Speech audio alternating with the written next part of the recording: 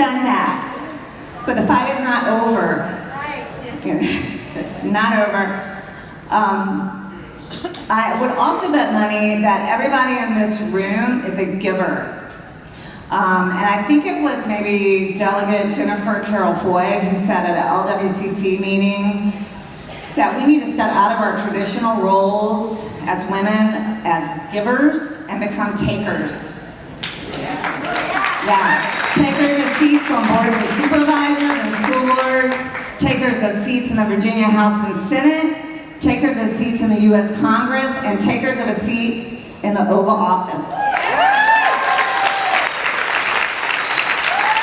We need to become takers so that we can be better givers. I have never been prouder to be a Democratic woman than I am today. We have stood up to misogyny, bullying, and lies. We are entering difficult conversations about race and sex and trying to forge a way through the mire. Like breast cancer treatments and fighting for your child's life, it is painful and I would rather not have to deal with it. But like one of my children's teachers used to say while passing out supplies, you get what you get and you don't throw a fit.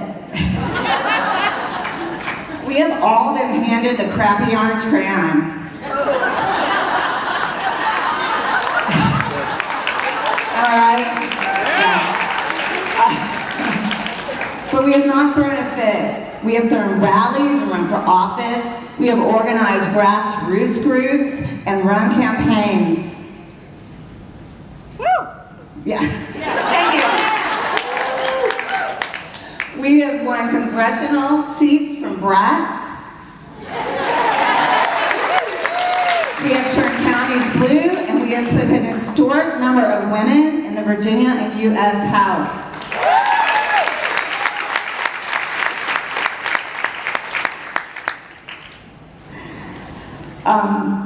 And we've come very close, almost one majority in the Virginia House and Senate. And the reason why that is so important is if you hold majority, you decide which bills live or die, which values get protected. Republicans have killed in committees legislation that pushes forward our progressive values of equity, the Equal Rights Amendment, that would help women be protected finally by their Constitution.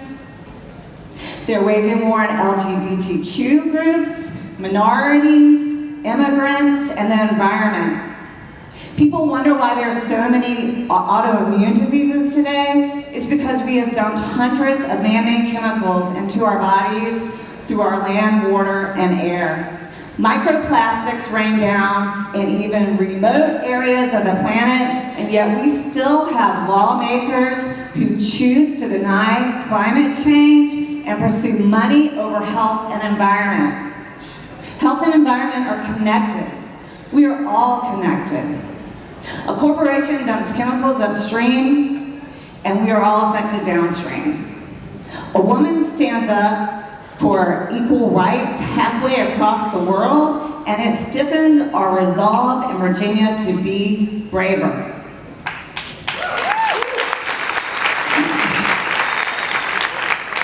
Someone speaks up for justice in Chesterfield County, and it echoes in nearby Powhatan and Goochland counties.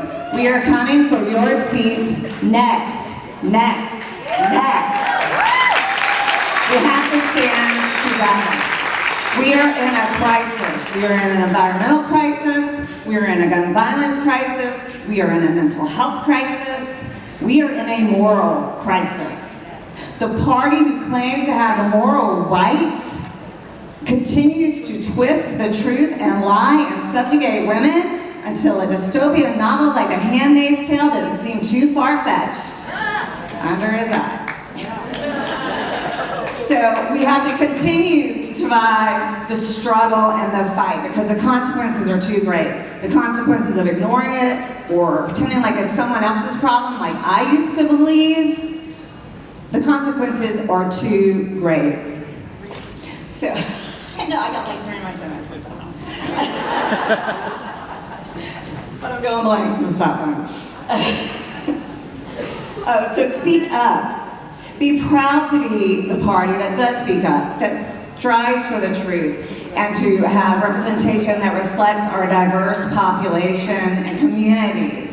Be proud to be a part of the party who thinks living in a society where you do not have to be afraid to go to school or work or concert or church, synagogue, or mosque is more important than an NRA.